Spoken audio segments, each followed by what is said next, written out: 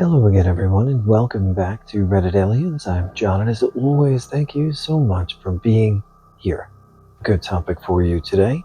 Let's do it. Scariest encounters by night shift workers. Please remember to like, share, comment, listen, ask for shoutouts, hype, and subscribe. I did my basic military training at Fort Leonard Wood in Missouri. Our barracks were old, dating to around 1950s or 1960s. Every night a number of recruits were assigned to fire guard duty, which was essentially trying to stay awake for an hour and mopping the floor or buffing it until the next soldier came on duty. The fire guard post for my platoon was at one end of a long hallway, directly under a set of speakers suspended from the ceiling. Whenever the drill sergeants made an announcement, you'd hear them through the speakers. This is how they communicated revelry, wake up, and other instructions when they had to talk to the whole building at once.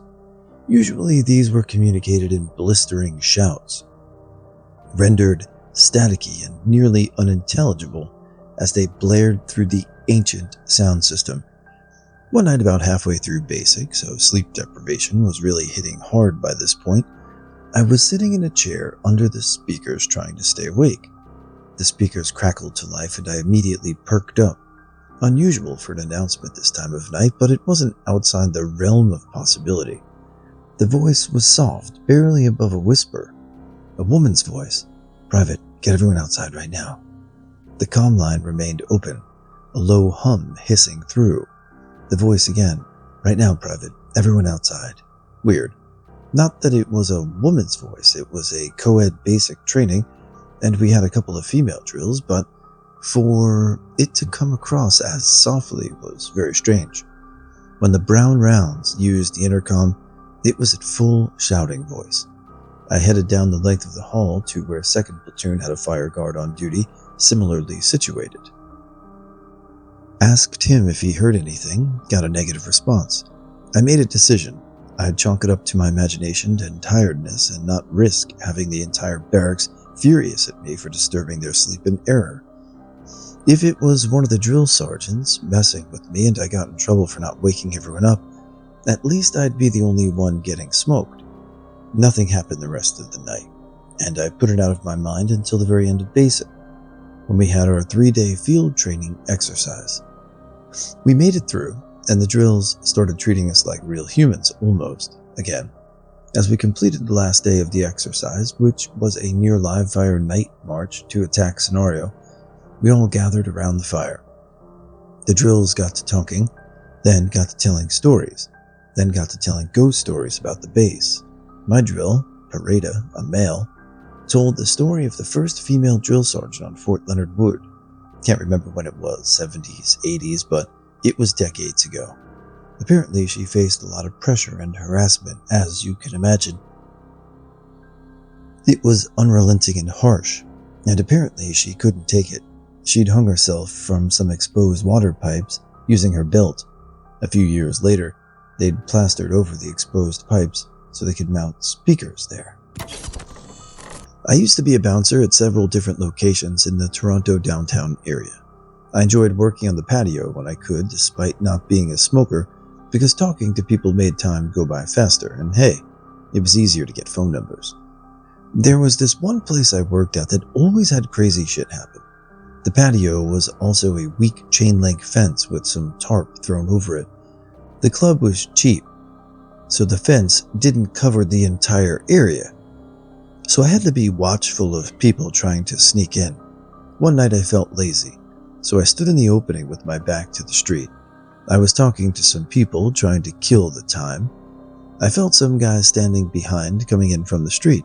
This wasn't too unusual. Some people get turned away, and when they see me, they try to bribe their way through the patio entrance. I was having none of it, so I puffed myself up, determined to ignore him until he gave up on noticing me. After about 10 minutes of this, I started getting a bit creeped out because the guy was just standing behind me without saying or doing anything. I turned around to tell him to fuck off, but stopped mid-sentence. This guy was a bit taller than me. I'm 6'2", kind of lanky and very well dressed. He was also covered from head to toe in blood, like completely drenched. I thought he'd been in an accident, so I dropped my tough guy act and started asking him if he was okay, needed an ambulance, etc. He calmly responded, "Nah, he's good. He just wants to find his brothers." I was like, are you sure your brothers are here? He insists that they are here, and as they told him they'd be in X city, not anywhere near Toronto where the club is located. After his complete obliviousness to what city he's in, the fact that he's soaked in blood and his intense stare, dude wasn't blinking, I called my boss up. When my boss appeared, I gave him a quick rundown of what happened. He talked to the guy very briefly, then told him he'd assist. He went and got some patrolling cops. When the cops appeared, one of them lightly touched the bloody guy on the shoulder. That's when he started screaming incoherently and tried slashing at him with a small knife that had been concealed in his pocket. The cops, my boss, and I subdued the guy until he could be cuffed and placed inside a cop car. The guy was screaming loudly and struggling to hulk out of the cuffs as the cuffs cut deeply into his wrists the entire time. To this day, I still have no clue what the hell that was about. I was the control room supervisor at the nuclear plant I work at, 1 a.m. on a Saturday, and nothing is going on. We're bored out of our minds. Out of nowhere, over 200 alarm codes come in all at once along the room lights flickering. I immediately turn and look. Usually flickering lights mean we either had a large pump malfunction or a reactor shutdown, but we usually don't get 200 alarms at the same time. The next 10 seconds felt like 5 minutes as I tried to assess the status of the unit. As I turn my head from left to right, I see all my equipment is still functioning despite all sorts of system failures and trip alarms. When my head turns all the way right, I'm looking at the reactor and see it is still critical, despite reactor trip alarms being in. My blood pressure immediately shoots up, and I see the rest of the crew notice the same thing. Why the hell was the core still online? Everyone was just staring at the full core display and the red control rod out lights that were still lit. Reactor scram failures are a huge deal. They're extraordinarily rare. Only one has occurred in the US commercial nuclear industry. We train for them around 40% of the time because they require rapid actions to make the reactor safe.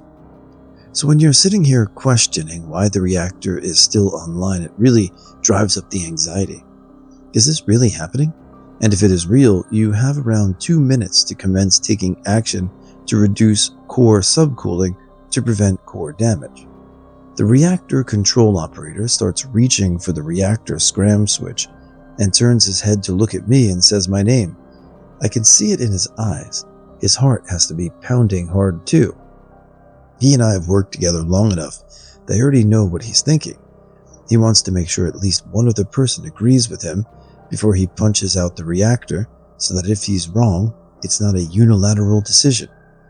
He also is really hoping someone will tell him he's crazy and he needs to sit back down. I finally took a long, deep breath, my first since the alarms came in. That breath re-energized my brain and got everything thinking correctly. I took a few extra seconds to scan the panels just to be absolutely sure. I was concerned we had to scram the core. We had reactor trip indicators, which should have shut the reactor down, but it was still online. But between that deep breath and those few extra seconds, I saw it as clear as day on one of my control boards. One of our power lines went down. I look up at the generator information screen and see the grid voltage just spiked off scale high, then low, then stabilized. I look back down and see some power grid circuit breakers tripped. The rest of the plant was stable with water levels stable, power levels stable, and coolant flow and pressure stable. Right at that time, the secondary reactor operator starts pointing at the power grid panel too. Everything made sense now. I raise my hand and say, "Update, power line X has dropped. We've had nuclear electrical system perturbation. The unit remains online and stable. Everyone walk down your boards to verify system status and report back when you are complete. Reactor trip criteria was not met. Entering loss of power off normal. End of update." The reactor controls operator turns his head and sees the same thing I did. A power line went down. He nods his head, leans away from the mode switch, takes his own deep breath, presses the alarm silence button, and sits down, just as fast as it started. I see everyone's anxieties level rapidly drop, and we start clearing the alarms. I called up the power grid, and they already had someone on their way to us.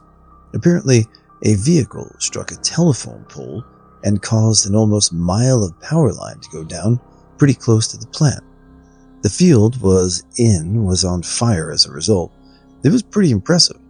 We've had issues in the past where power grid perturbation from a lightning strike caused a few spurious alarms, but we've never had that many come in at once.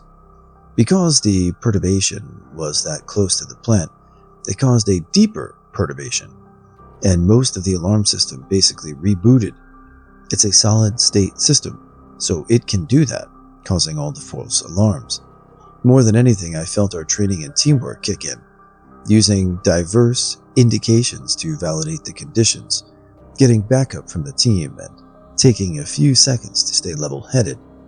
Our fundamentals kicked in, and we made the right decision, even though for about 15 seconds, I almost needed a change of pants.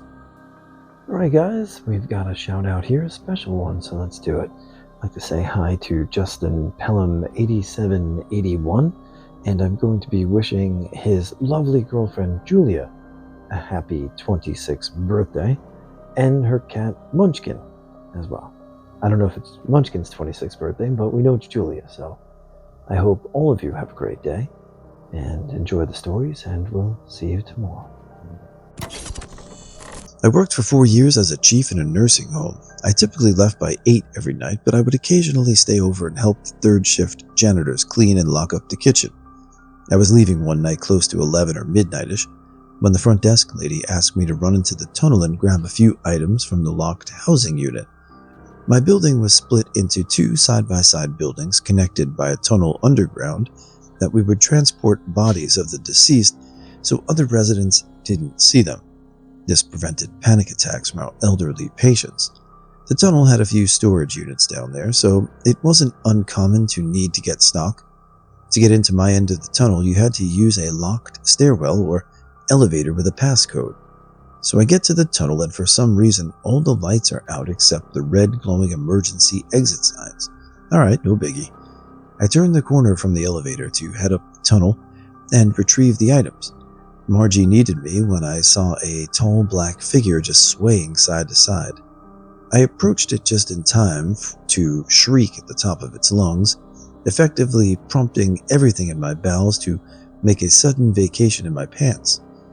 She was illuminated only by the red exit signs in a dingy cement tunnel. She screamed. I screamed. She screamed louder. Ronnie, the poor janitor from further in the tunnel, screamed, and repeat. She turned out not to be a demon spawn ready to reap my soul, but a memory patient that woke up in the night, wandered off in a daze.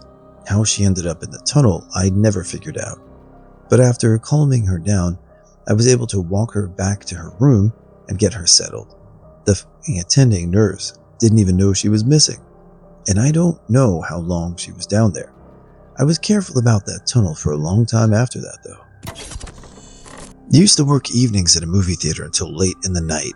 Usually I would get off at 11, but some late night movies wouldn't end until 1 or 2 in the morning, so there were always cars in the parking lot, but apart it would be open and illuminated by several streetlights, so it would be easy to see someone standing in that area. One night I got off work and was standing in that area, sitting on the steps of the theater looking off in the empty parking lot, waiting for a relative to pick me up. We were texting back and forth, and he told me to meet him at a nearby restaurant, as it'd be easier to leave its driveway than the movie theater, different traffic. I got up and began walking. Part of the way over to the edge of the parking lot, I heard some sort of ruffling or scraping noise. It sounded simply like a shoe scraping along some gravel. I think it's just someone getting out of their car, but I never saw anyone pull up, and I had been out there for some time. I turned around to see if I could help the person getting out. Considering I was still in uniform, I figured it could be someone asking me to tell them the time a movie was ending and how much longer they needed. Spun around and hit some dude crouching amongst a row of cars. As soon as I turned around, he started quickly walking toward me, all hunkered down. Never sprinted so fast in my life. Didn't recognize them or know their intentions, so I wasn't taking any chances. I was living in Northern California, and what I grew to understand later was a domestic abuse situation. I had run away after having a physical altercation with my boyfriend and went to the beach, where I often went to contemplate.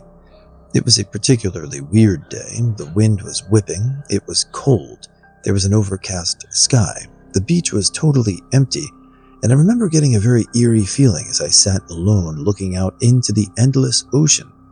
I finally looked behind me to see a figure perfectly perched on top of a fence pole. To look at it did not make sense. It was clearly a person wearing black pants and a hooded sweatshirt. The body was small. I thought it was female. The hood was cloaked, and they were balancing on this pole, hugging their knees, and their face was looking down into their lap. It did not look possible, and almost defied physics. I started to get a panic feeling, so I immediately grabbed my keys out of my pocket and marched toward my car. Of course, the path to my car was near this figure. I darted as quickly as I could by her. When I got near, she lifted her head up and looked at me with white eyes, no pigment at all. That is forever burned in my mind. She said, "What the f*** are you looking at?" with serious hatred toward me. I ran to the car and drove out of there like a bat out of hell. Could have been a crackhead, but I always felt like it had seen a demon that day, or at least was the manifestation of one of the darkest points in my life. I look at it as a warning that I heeded and was a turning point in my life. I left that situation shortly after that experience, and I truly believe I would have been dead if I didn't get out when I did. So I worked nights in a maintenance company for many years, and we had one account contract with a massive insane asylum that had been empty for, I want to say, at least 30 plus years. This place was huge, like over 20 buildings that were 3 to 5 stories tall, very creepy. Still had old wheelchairs covered in cobwebs and the beds with restraints, etc. You get the picture. Anyway, they had recently begun renovating them one building at a time, but over half were still untouched. Also, there was a series of underground tunnels that connected all, or at least most of the buildings together. Well, one night in September-October, I was working alone in one building that was partially renovated. Did I mention I was alone? Usually I'm pretty fearless, and most of that night I was cool. Until about 4 hours into it, I started hearing creepy noises, creaking wood, and this moaning. I'll never forget the moaning. At first I thought I was imagining it, but I quite quickly realized, to my horror, that I actually was hearing this. It was real, and it sounded like it was coming from the floor below me. So I grabbed a hold of the broom handle I was using, knowing damn well it would be useless against the forces of evil that awaited me, and slowly head down toward the direction of the sounds. I was shitting bricks, but I had to go that way regardless, because it was the only way out. I get down to the lower floor, and it's getting louder and less muffled sounding. As I got closer, I stopped perfectly still and quiet for a moment to try and pinpoint where it's coming from.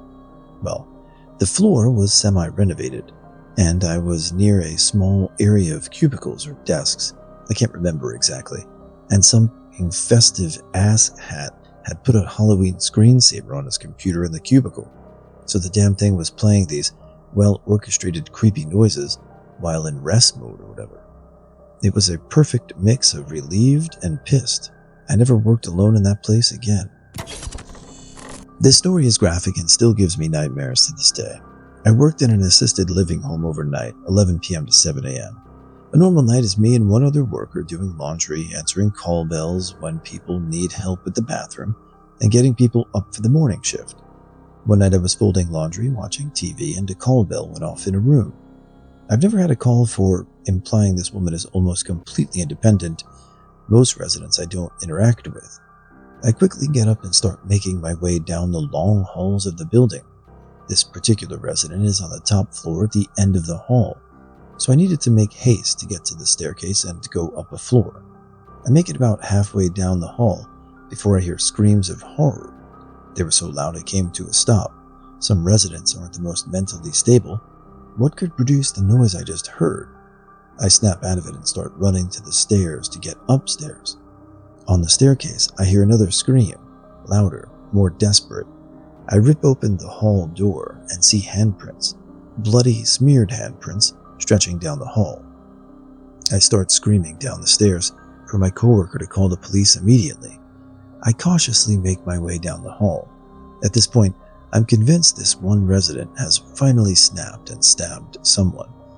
I get to the room where the call bell is, and I see a small pool of blood at the base of the door and drags into the room. I open the door and find an elderly woman standing over another woman in her bed. The standing woman is covered in blood, mostly on her face and dress, and she's holding something. I knew this resident. She's sane and usually kind to me. I ask her what's in her hand, and she looks at me holding her eye. I slowly look at her face, and it's missing. Her eye is missing. I asked her what happened, and she said it just popped out. I brought her to the closest chair and sat her down, while my coworker relocated the resident who lived in that room. The paramedics and police arrived insanely fast and took over. I waited in the lobby, and they told me she had an undocumented prosthetic eye and had an infection that had ruptured and forced her eye out while she was sleeping. A retired police officer here. I was sitting deep in the woods in my patrol car one night when an awful sound came over my radio. I typed into my CAD asking dispatch what that was. They responded that there has been no transmission. I'm literally 7 miles down a dirt road in the middle of nowhere with no one that I know of around for many, many miles. And I'm supposed to go check that a back gate to a farm is locked. It's pitch black, not even stars. Moments later, the same eerie sound came through my car. It sounded like a moaning female. It was definitely over my car's police radio. The radio button even lit up the way it does when you receive a transmission. Seconds later, my supervisor came over asking for backup on a traffic stop, far, far away from me. And it was clear that the quality of the eerie transmission and the one from him were not at all the same. I tried to call back into dispatch on my Nextel, but couldn't get any signal. I was so creeped out I turned around on the very narrow dirt road and hauled ass out of there, deep in the woods on this very narrow dirt road, likely doing 90 miles per hour with all my lights on and high beams and my searchlights, just praying I wouldn't hit any animals because I was scared to death.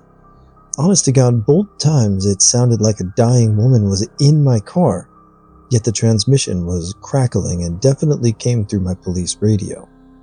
I never returned to that area without other officers in tow, and when I finally discussed what happened with the only coworker I trusted not to think I was insane, he turned white as a ghost, shut the office door, and told me the exact same thing had happened to him years prior, but that he had called into dispatch the 3 times it happened in that hour, and that they had all laughed at him repeatedly, thinking he was either crazy or joking.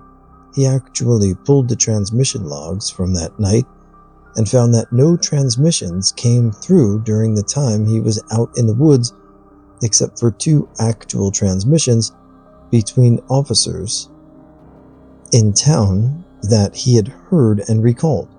The 3 times he heard what sounded like the painful moaning of a dying woman, he said that they sounded very close, or as if they were inside his car, but that his dash lit up as if he were getting a transmission from the radio. I asked him what the hell he did, and he said he pulled his shotgun out of the rack, dropped it on the holster in the passenger seat, and pulled his handgun out of the holster, and basically drove the exact same way I did until he got back to civilization, the firehouse out on the main road you turn off to get into that area. The only thing either of us could figure is that there are high tension lines that run through those woods, and maybe it was some kind of disturbance. You can't, or at least couldn't back then, get cell phone or radio transmission clearly. Normally, if you went out that way for some kind of call, the fire department or another officer went with because there was no way to call for backup or help out there. To this day, that was one of the scariest things to ever happen to me. And I've been face to face with a gunman while I was hiding and he was not. I faced multiple armed suspects, been on traffic stops gone wrong, worked traffic fatalities, where the dead ended up thrown into the woods in the middle of the night, and I had to babysit bodies or body parts. All of that was nothing compared to that night alone in the woods with something. And I swear on my life, this was a patrol deputy. It was a true story. I worked in Charlotte County, Florida. I could even post a location on a map as to where it happened. You couldn't pay me enough to go there at night alone. Ever. I had worked at a hotel in a sketchy area. I would work the late afternoon night shifts. During the weekends, we would get people who would rent out a room just for the sake of using our pool. The wintertime, we were busier than usual because if you live in Michigan, or in any Midwest state for that matter, you find out that winter can become very boring and depressing. I was working the front desk by myself, which is a huge no-no in the hotel industry. But the owners were cheap and didn't feel like paying for two people to work the same shift. So, at night, it would get weird. We would have a lot of men come in with hookers and then families who would come to utilize our pool and hot tub. We had a rule that if you had stayed in the room for over 2 hours, you were charged for the room, and you wouldn't get a refund. Well, one night I had a bunch of families come in to use the pool. I ended up having to close the pool area down early that night because a kid had thrown up in the pool, which meant it would take a whole 24 hours before we could clean it all out and get it up and running again.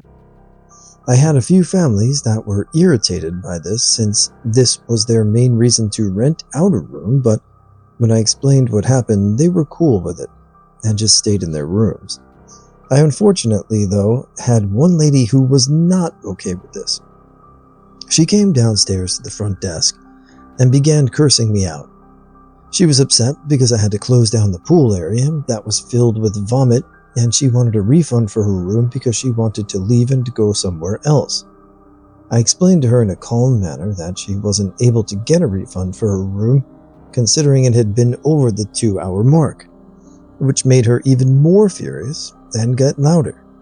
I tried calling my manager, but he was too busy getting a lap dance at a strip club to seem to care. I wish I was kidding about that.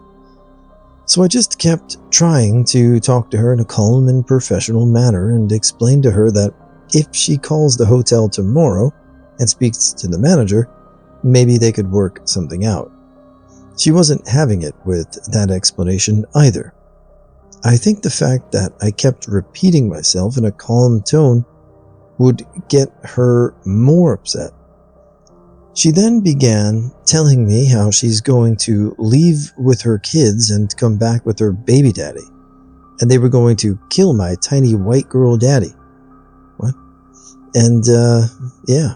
At this point, I'm now scared because she looked and sounded like a woman that kept her word. So I decided to call the cops. She took off before the cops showed up, and I thought that it was the end of her. Well, before the cops appeared, she called me and said, "I'm in the parking lot with my baby daddy, and we're waiting for your shift to end because when it does, you're dead." Finally, the cops showed up and took a statement from me.